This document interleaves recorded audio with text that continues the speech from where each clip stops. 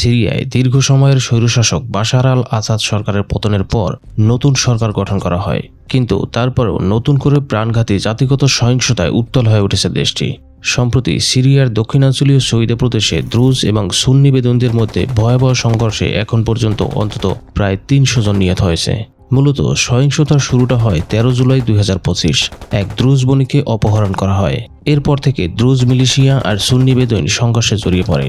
আর এই সহিংসতার মধ্যে ১৫ জুলাই ২০২৫ ইসরায়েল সরাসরি সিরিয়ায় সামরিক হস্তক্ষেপ করে, যার ফলে সিরিয়ায় উত্তেজনা চরম মাত্রায় পৌঁছেছে। এখন প্রশ্ন হচ্ছে, দ্রুজ আসলে কারা? ইসরায়েল কেন দ্রুজদের রক্ষায় সিরিয়ায় হামলা চালিয়েছে? এখানে ইসরায়েলের কি কোনো নিজস্ব স্বার্থ আছে? ইসরায়েলের এভাবে চলমান হামলায় সিরিয়া আসলে কী ধরনের ক্ষতির সম্মুখীন হতে পারে? দ্রুজরা মূলত আরবি ভাষাভাষী একটি জাতিগত ধর্মীয় সংখ্যালঘু। তারা সিরিয়া, লেবানন, ইসরায়েল, গোলান মালভূমিতে বসবাস করেন। শিয়া ইসলামের একটি শাখা থেকে উৎপত্তি হলেও দ্রুজ ধর্মের নিজস্ব এবং আলাদা পরিচয় রয়েছে। বর্তমানে বিশ্বের প্রায় ১০ লাখ দ্রুজ সম্প্রদায়ের অর্ধেকেই সিরিয়ায় বসবাস করে, যা সিরিয়ার মোট জনসংখ্যার প্রায় ৩%। ইসরায়েলে বসবাসরত দ্রুজরা অধিকাংশই ইসরায়েলের হয়ে কাজ করে, কারণ তাদের একটি বড় অংশ সরাসরি ইসরায়েলি সেনাবাহিনীর সাথে জড়িত। ইসরায়েল ও অধিকৃত গোলান মালভূমিতে বসবাসরত দ্রুজদের সংখ্যা আনুমানিক ১,৫২,০০০। সিরিয়ার দীর্ঘ গৃহযুদ্ধের সময় দ্রুজরা নিজেদের নিরাপত্তার জন্য দক্ষিণাঞ্চলে আলাদা মিলিশিয়া গড়ে তোলে। তবে গত ডিসেম্বরে বাশার আল আসাদ সরকারের পতনের পর সিরিয়ার সরকার গত মে মাসে দ্রুজ জনগণের উপর সাম্প্রদায়িক হামলার নিন্দা জানিয়ে দক্ষিণাঞ্চলে শৃঙ্খলা ফিরিয়ে আনার কথা বললেও সিরিয়ার সেনাবাহিনীর বিরুদ্ধে দ্রুজদের উপর হামলার অভিযোগ ওঠে। আর এ কারণেই বর্তমান সিরিয়ার সরকারের প্রতি দ্রুজদের আস্থা কমে গেছে। তাই দক্ষিণ সিরিয়া কেন্দ্রীয় সরকারের নিয়ন্ত্রণে যাক, এটা তারা চায় না।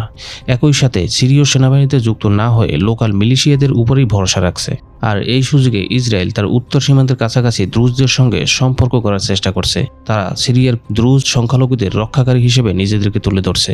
একই সঙ্গে তারা সিরিয়ার সামরিক ঘাঁটি ও সরকারি বাহিনীর উপর হামলা চালিয়ে যাচ্ছে। গত মে মাসে সাম্প্রদায়িক সংঘর্ষ চলাকালে ইসরায়েল দামেস্কে প্রেসিডেন্সিয়াল প্রাসাদের কাছে হামলা চালায়। তারা বলে এটি ছিল দ্রুজদের উপর হামলার বিরুদ্ধে একটি সতর্কবার্তা। তবে সিরিয়ার ও লেবাননের কিছু দ্রুজ নেতা ইসরায়েলের বিরুদ্ধে অভিযোগ তুলে। তারা বলে ইসরায়েল নিজেদের স্বার্থে ধর্মীয় বিভাজন বাড়াচ্ছে এবং আধিপত্য বিস্তারের চেষ্টা করছে। গত ১৫ এবং ১৬ জুলাই ২০২৫ সিরিয়ায় ইসরায়েলের সাম্প্রতিক হামলাগুলোও ছিল মূলত সতর্কবার্তা। এই হামলা মূলত দক্ষিণ সিরিয়ার সিরীয় সেনা মোতায়েন ঠেকানোর উদ্দেশ্যেই চালানো হয়েছে, কারণ ইসরায়েলের ভয় হচ্ছে সিরিয়ার ইসলামপন্থী যোদ্ধারা ইসরায়েলি অধিকৃত গোলান মালভূমির কাছে অর্থাৎ উত্তর সীমান্তে অবস্থান নিতে পারে। এখন প্রশ্ন হচ্ছে, ইসরায়েলের এভাবে চলমান হামলায় সিরিয়া আসলে কী ধরনের ক্ষতির সম্মুখীন হতে পারে?